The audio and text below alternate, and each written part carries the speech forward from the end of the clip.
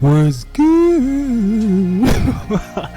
What's good, gang? So today we're reacting to a food-based content. How fast food finally broke its own business model.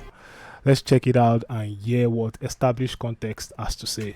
Percent of Americans now say that fast food is Nearly 80% of Americans now say that fast food is a luxury because it has become so expensive. And as a result, they're eating it less often. That's stats from a LendingTree survey done last year. And since then, it's only gotten worse. Eating away from home is about 30% more expensive than it was in 2019. But now a lot of these restaurants realize they really just can't raise prices anymore. I think customers are at a breaking point. The latest earnings report from McDonald's, Wendy's, Domino's, and even Chipotle revealed just how much consumers are pushing back against the cost of fast food today. As surveys show, more than 60% of people saying they've been shocked by a fast food bill and are going less frequently. It's crazy. Prices of food, restaurant is at an all-time high, in my opinion. Now, I've covered in the past why these fast food companies had begun panicking over their higher prices. It wasn't too hard to see that the current landscape was growing to be more problematic for them. The fast food value wars are showing no signs of slowing down in 2025. New offers, even drone deliveries, a response to win back bargain-hungry consumers fed up with sticker shock. But since then, more to the story has unfolded because it appears consumers have moved from complaining to finally no longer buying it. So in this video, we're going to unpack how years of price hikes and cost cutting have backfired against the fast food industry and why even the most loyal customers are now saying it's just not worth it anymore. McDonald's. So I even have, it's just even weird to even see that the whole country have a fast food culture.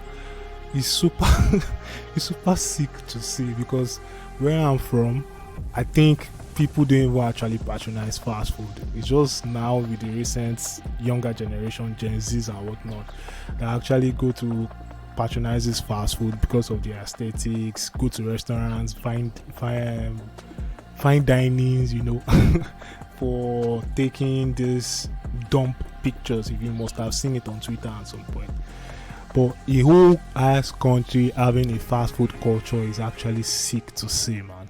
McDonald's just reported its steepest US same-store sales drop of 3.6% in the first quarter of 2025. That drop is the worst in the US for McDonald's since the 8.7% plunge during the height of the COVID pandemic. Now, analysts had projected a decline of 1.7%, but obviously it came out to be much worse than expected. Same-store sales is a vital metric for companies with multiple locations, because it filters out the growth from any potential new locations. So when comps are down, it means existing customers are spending less and/or showing up less. As a result, it means locations that have been open for at least a year are making less money than they were last year. How long can you keep pretending that your salary is enough? Fucking hate How that, long bro. before your family realizes? On the earnings call, the McDonald's CEO said that in the US, overall quick service restaurant industry traffic from the low-income consumer was down nearly double digits versus the prior year. He went on to say that unlike a few months ago, QSR traffic from middle-income consumers fell nearly as much, which was a clear indication that the economic pressure on traffic had broadened. And that's McDonald's. I mean, they're supposed to be recession-proof. Many investors view McDonald's as a defensive stock because they think even during tough times, people will still eat there because it's cheap, and after all, people need to eat. But that's the thing. It's obviously not cheap anymore. I don't really understand the macro thing, David, because if the consumer is getting more cautious and consumer confidence is down, wouldn't that bode well for McDonald's, which is really focused on value meals and a cheaper alternative to other restaurants? That's why it was such a crisis last year, because last year they were having their own recession before there was a threat of recession elsewhere. So the low-income consumer recession has been going on since basically the second quarter of last year, and McDonald's was suffering alongside of the worst of them. I mean, they were really, really getting hit. Their CEO admitted it wasn't just the low-income consumers pulling back, it was also the middle-income households too. Compared to other fast food companies, McDonald's has more low and middle income diners. And even though high income consumers are still dining out, their spending is not enough to offset the shrinking traffic from the lower income cohorts. And this all comes during a time where they've been desperately trying to revive a value menu and offer their $5 meal deal. But the damage is clearly showing. People. So, if you guys don't fuck with Gary Economics, I mean, you guys need to actually start watching Gary Economics. In his videos, he's been preaching about why the rich should be taxed more than every other person. Like, there should be different tax levels for according to your income. And he also, in one video that he did one time, he was talking about how the middle class in the UK is dying. So there is a wealth disparity between the rich and the poor. There's no longer, like, the middle classes that is actually holding the economy together is actually dying.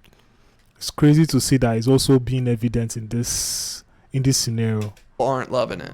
McDonald's isn't alone. Their competitor Wendy's is also feeling the squeeze. Their revenue and net income declined in the first quarter, and they cut their full year forecast after same-store sales in the US fell nearly 3%, which was also worse than expected. Wendy's said that inflation pushed up the cost of supplies and labor. They also specifically called out households earning under $75,000 as the ones pulling away, which, let's be honest, is more than half of the country. So this isn't a niche issue, it's a reflection of the broader economic reality. In response to this waning demand, Wendy's is planning to run 100 days of summer promotion with menu items focused on value. We'll see how that turns out. There's also Domino's, where the trend is more subtle but still pretty telling.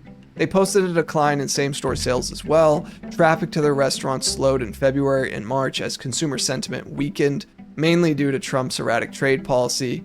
And as we now know, consumer sentiment has only gotten worse since then. But most importantly for Domino's, their delivery orders are dropping. Meanwhile, carryout is rising. Why?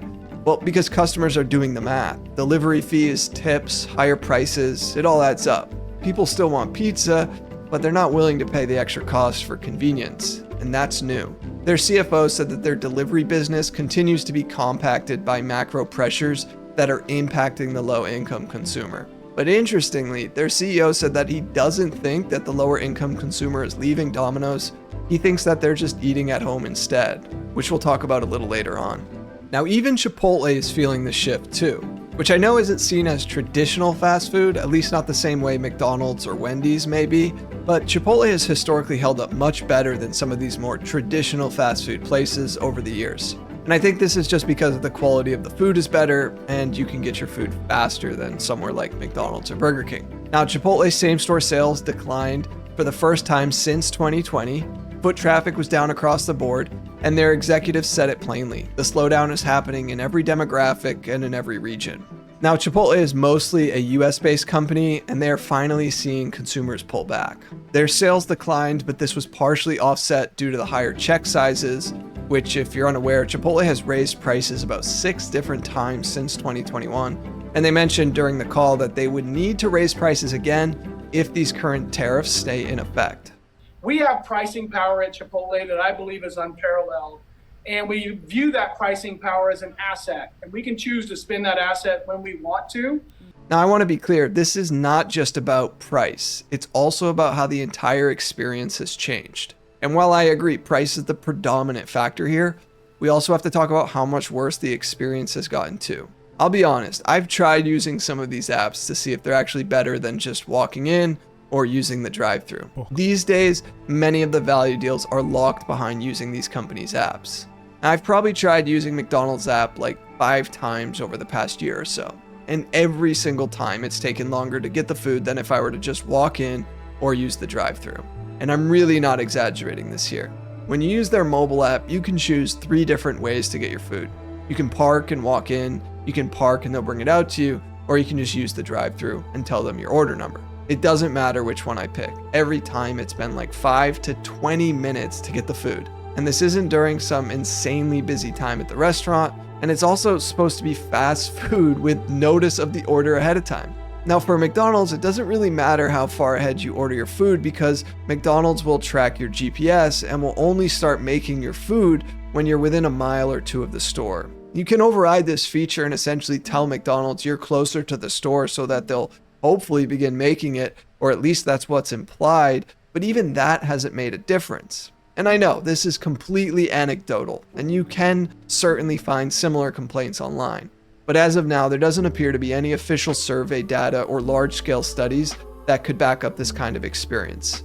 Regardless, I also think it's far more inconvenient to have to use their app so you can get some semblance of a deal at a place like McDonald's. I think it's going to continue to be problematic for fast food places when the experience isn't just more expensive, it's also become more annoying. But I want to shift back to what all of this means for the fast food industry. In past economic downturns, fast food was generally one of the few winners. When people cut back, it's not that they stopped eating out entirely, they just traded down, from full-service restaurants to drive-through dollar menus. Fast food was always seen as this fallback. It might not have been glamorous, but it was there. Cheap, easy, and quick. This time, something is much different. Consumers aren't trading down to fast food. They're trading out of it entirely. They're going to the grocery store, cooking at home, or skipping meals altogether. That's how it's supposed to be. Like, I'm just shocked how the whole country is like a fast food fiend. Quote, like, you're meant to be cooking your food at home. There's no amount of LD term or we make LD food that can be as LD as you preparing your food at home. It's so crazy to see that a whole ass country is so crazy about fast food. Sad, bro. It doesn't appear to be about eating healthier. It seems more like economic survival. And I know many of you will say, well, it's a good thing that Americans are eating less fast food. And I'm certainly not here to argue against that. What I'm pointing out is that what we're seeing are signs of consumers adjusting in some pretty meaningful ways. The shift isn't merely financial, it's also psychological.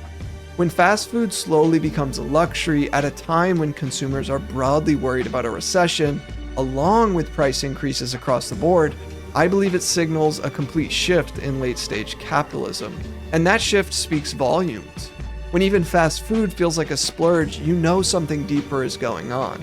And even if the broader economic data doesn't show a full-blown recession yet, people are already behaving like it's here. And it backs up my previous argument that this recession is going to look a whole lot different than 2008 or even 2020. But if you want to learn why exactly, well, I covered it in this video here. So, yeah, that's basically it from established context. What a cool channel name. But yeah, that's basically it for this video. My thought is that he's actually right that this is much more deeper than it looks, because now I think the whole world, or let me just say citizens in the first world countries, basically in UK and the US and Canada, are adjusting. Now they're adjusting. Most of their citizens are below the range of most of their citizens are below the range of I want to live just fine. So they are earning at a particular price range. So think of it this way, that if he said something about 75,000 is what every household earn annually, and he said majority of Americans or majority of every household in America earns 75k. So that's just to tell you that if you are even earning way below 50k, you are going to feel this economic downtime. Like, now I feel like capitalism is not getting much more bigger in these developed countries, that the rich will just keep on taking more properties, more resources, more revenue, more. So which will mean that they will push the guys that are in the lower range, the lower socio-economic class, push them away, because at the end of the day these places will become inhabitable for them, because now they cannot even get a decent meal. Fast food, basically, that was supposedly cheap to get, right? They can't even get it now because it's now luxury. The next thing that is going to happen is that they are going to come for their homes. Now homes will now be like, buying a house or owning a home in that place will now be like gold, or something that feels like out of reach, which was not the case before. every other thing like that, owning a car, whatever it is going to become so much unbearable for a common man to actually get, which is why I actually feel sad, and I don't shake my head when most folks from my country believe that when they run to these countries, UK, US, Canada, their life will become better. They actually are not. They're actually ignorant of what is actually happening in the world economy, because at the end of the day, right, capitalism, if it's not checked, is going to lead to ultra capitalism, and ultra capitalism is not favorable if you're not part of that minority that is controlling wealth, power, resources, whatever it is. You get me? Because I don't even know how else to explain it in the lamest way possible.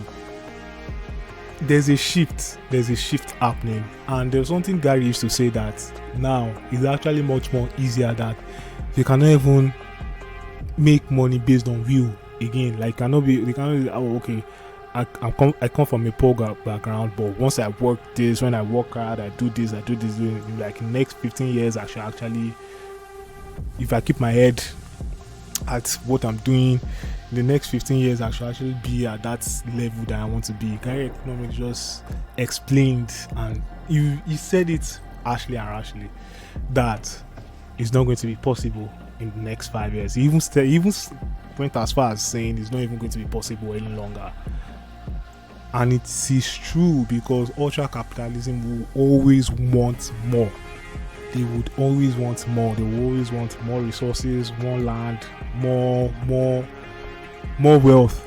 You understand? So it will always be at the cost of guys that are in the lower earning range. There's a shift happening. And I see something that in the next 5 years or the next 10 years, most Americans will start leaving America the way most Nigerians are leaving Nigeria and going to those places and thinking that their life is going to actually get better. Most Americans will do the same and start they will leave America and go to other countries where they feel like, okay, so with my $1 here, I'm actually maybe in the middle class, or in some countries I'm actually in the rich class. So why the fuck am I actually suffering in my home country? Let me build a life here. You understand? So that's what is basically happening now. That's what's basically happening. And I've been saying things like most Americans actually leaving that country to actually go to other countries or set up businesses, or even starting up another life in those countries. So yeah, let me hear what you guys think about this. Do you think this is much more deeper than just consumers shying away from fast food because of the high prices, or you think there's a much more bigger play at this? I want to hear from you guys. I'll see you on the next one. Stay safe, guys. Peace.